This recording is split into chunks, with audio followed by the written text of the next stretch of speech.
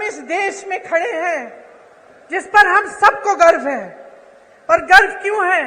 क्योंकि अगर आप आसपास के देशों को देखेंगे तो शायद हमारा एक देश है इन सारे आसपास के देशों में जो आजादी के बाद एक लोकतंत्र माना जाता था और जिसका लोकतंत्र हमेशा मजबूत रहा है। और ये लोकतंत्र हमारे संविधान में गढ़ा हुआ है। जिन्होंने हमारे संविधान को लिखा और बनाया, उन्होंने जीवन इस देश के लिए दिया। एक नहीं थे, बहुत सारे लोग थे हमारे स्वतंत्रता सेनानी। और हमें गर्व है आज अपने देश पर, जिसके संविधान में लिखा है कि हर जने को समान अधिकार मिलना चाहिए। हमारी कांग्रेस की सरकारों ने पंचायतों को सत्ता देकर यह अधिकार मजबूत बनाया। आज देखिए आज की परिस्थिति क्या है। आज तमाम पंचायतों को मुश्किलों में डाल दिया है। और जहां हमने पंचायतों के लिए व्यवस्था लागू की, भाजपा सरपंचों के अधिकारों में कटौती ला रही है, आपको कमजोर कर रही है। राज्य भर में आज पटवारी 1 महीने से हड़ताल पर बैठे हैं। जितने भी काम आपको कराने पड़ते हैं, सब काम रुक गए हैं। आप भटकते रहते हैं इधर से उधर। उनकी अपनी मांग है, उनको भी सरकार ने सहायता नहीं दी, वे हड़ताल पे बैठे हैं। ये स्थिति है आज यहाँ की। 18 सालों में 250 से ज्यादा, 250 से ज्यादा घोटाले हुए हैं। अगर हम उसकी लिस्ट बनाने चले तो हम यहाँ पे 2 घंटे के लिए खड़े रहेंगे। बच्चों के पोषण का घोटाला, मिड डे मील का घोटाला, बच्चों के एडमिशन का घोटाला, सर्व शिक्षा अभियान में घोटाला, स्कॉलरशिप में घोटाला, भर्ती की परीक्षाओं में घोटाला, नौकरियों में घोटाला, धार में यहाँ के डैम के बनाने में भी भ्रष्टाचार हुआ। इससे क्या पता चलता है आपको? आप अगर मेहनत करते हैं, खेती में काम में मेहनत करते हैं, कहीं नौकरी करते हैं, तो किस लिए करते हैं? मेरी बहनें, आप घर पे मेहनत करती हो, सारा घर परिवार संभालती हो, किस लिए करती हो? अपने बच्चों की परवरिश के लिए करती हो ना, अपने बच्चों के भविष्य को सुरक्षित करने के लिए। हम हमेशा सोचते हैं कि हमारे बच्चे बड़े होकर हमसे कुछ ज्यादा ही करें। अगर हम खेती करते हैं, हम सोचते हैं कि चलो इसको पढ़ाएंगे लिखाएंगे, इसकी और हमारे से बड़ी ज्यादा नौकरी होगी। अगर हम कहीं पे नौकरी करते हैं, हम सोचते हैं चलो इसको और पढ़ाएंगे लिखाएंगे कि ताकि हमसे भी ज्यादा कमाएं, हम बूढ़े होंगे हमारी देखभाल करें।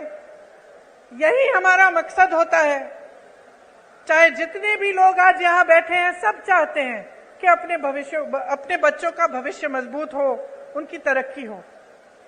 और जब आप सामने देखते हैं कि चाहे पाठशालाओं में, चाहे भर्ती में, चाहे आपकी नौकरियों में, चाहे कुछ भी हो, हर चीज में घोटाला भ्रष्टाचार है, तो कैसे मायूस होते होंगे? तो कैसे आपका दिल मजबूत बने और आप आगे बढ़ते चले जाएं? जब आपने किसी पर भरोसा किया, आपने अपना पूरा भरोसा एक नेता में डाला, एक पार्टी में डाला, और आपको पता चला कि 3.5 सालों से, उससे पहले भी जब इनकी सरकार थी, तो सिर्फ भ्रष्टाचार करते रहे।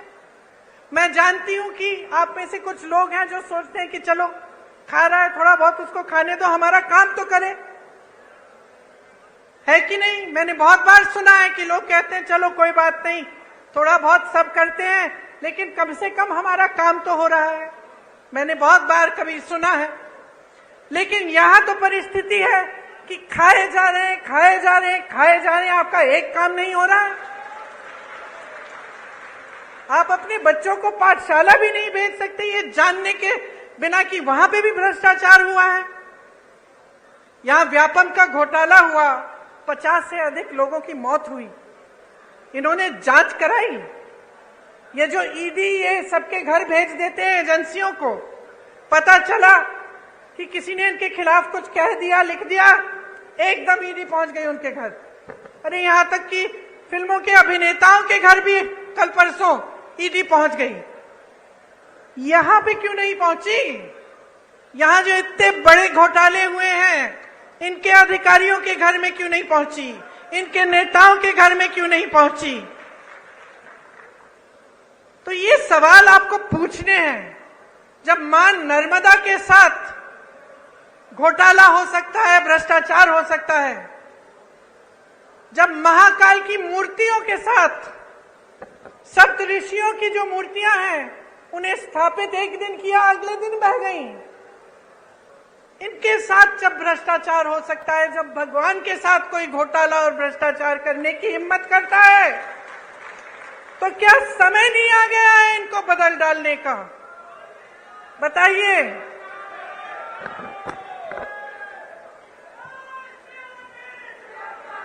देखिए,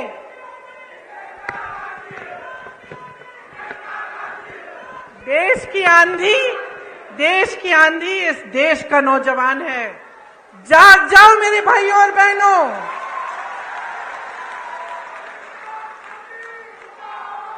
आपको बचाने के लिए कोई आंधी नहीं आ रही है, आप खुद को बचाइए। ये जो आपके साथ हो रहा है ये गलत है।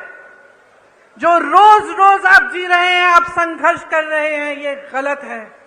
मेरे नौजवान भाइयों, आप फीस देते हैं ट्यूशन की? देते हैं कि नहीं? जब आपको भर्ती की परीक्षा भरनी पड़ती है, आप संघर्ष करते हैं कि नहीं? माता पिता आपके लिए खेती करते हैं, नौकरी करते हैं, संघर्ष करके आपके लिए पैसे इकट्ठे करते कि आपकी फीस भरेंगे कि नहीं? तो क्यों इनको आपने इतनी हिम्मत दे दी है कि जब आप परीक्षा देने जाते हैं तो बार बार उनकी भर्ती की परीक्षाओं में ये घोटाला करते हैं?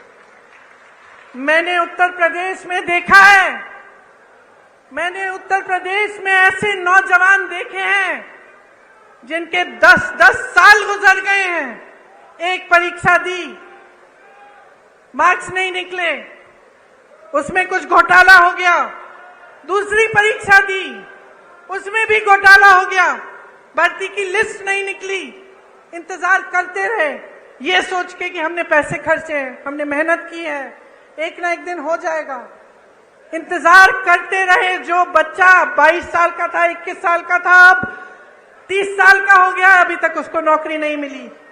ये परिस्थितियां हैं इन प्रदेशों में जहां भाजपा सरकार में है, सत्ता में है, क्योंकि इनका अहंकार बहुत बढ़ गया है। मेरी बहनों और भाइयों, बहुत ज्यादा लूट होने लगी है और कोई रोक, कोई लगाम नहीं है।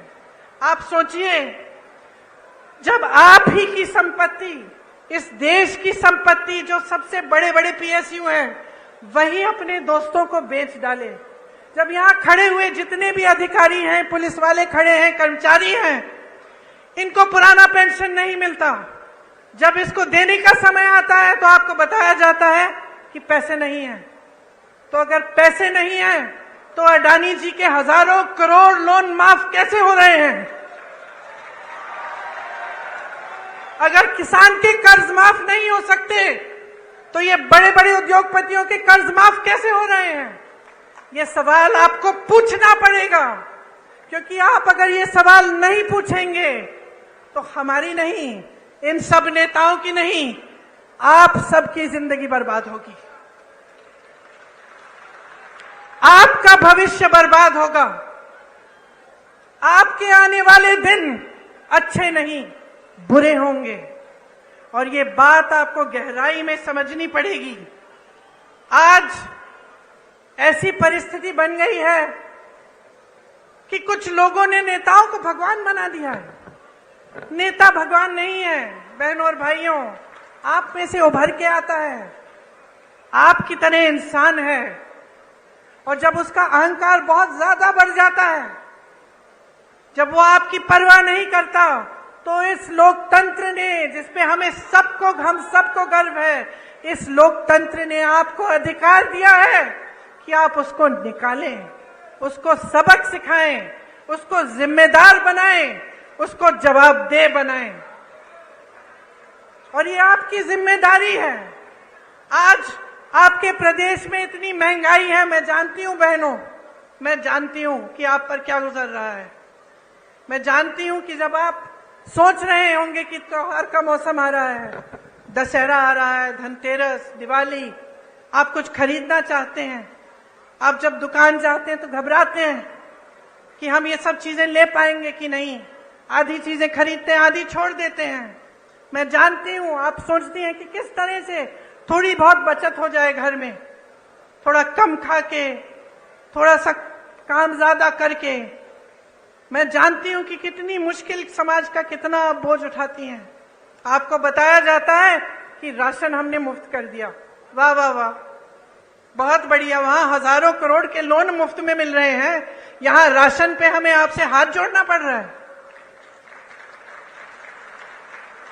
इन्होंने कहा कि राशन आपको मुफ्त में दे रहे हैं। अब आप सोचिए, मैं एक राज बताती हूं आपको। जब कांग्रेस की सरकार थी तब आपको राशन कितने में मिलता था? 60 रुपए में। उस समय गैस का सिलेंडर कितने का था? 425 रुपए। तो मतलब 485 रुपए में लगभग आपको राशन भी मिल जाता था और आपको सिलेंडर भी मिल जाता था। अब ये कहते हैं इन्होंने राशन मुफ्त कर लिया, जैसे बहुत बड़ा एहसान कर लिया आप पे। और अभी तक, कल तक, चुनाव के आने तक सिलेंडर कितने का मिल रहा था आपको? 1125 रुपए। तो जो आपको पहले सिलेंडर और राशन 485 रुपए में मिल रहा था, आज आपको राशन मुफ्त लेकिन सिलेंडर 1125 रुपए। और चुनाव आया, फट से कम कर दिया। चुनाव आया, आप सुन लीजिए इस बात को बहुत ध्यान से। चुनाव आया तो क्या क्या नहीं हुआ। चुनाव आया तो घोषणाएं शुरू। चुनाव आया तो मोदी जी हर 2 दिन यहां आकर कोई उद्घाटन कर रहे हैं। 18 साल में समय नहीं मिला उद्घाटन करने के लिए। ये पुल, ये सड़कें, ये सब विकास की बातें ये पहले नहीं हो सकती थी? क्या समझ रखा है आपको भाइयों और बहनों? अरे जागो, इनको सिखाओ। ये तो समझ रहे हैं कि किसानों के जीवन में मुश्किल पे मुश्किल डालें, कि आप सिंचाई के लिए इनसे भीख मांगे। आपकी जब फसल बर्बाद हुई है उसका मुआवजा आपको मिला है? यहां सोयाबीन के किसान हैं? आपको मुआवजा मिला? चलिए, बारिश आई, बाढ़ आई, कुछ सर्वे भी किया इन्होंने मुआवजे के लिए? नहीं किया।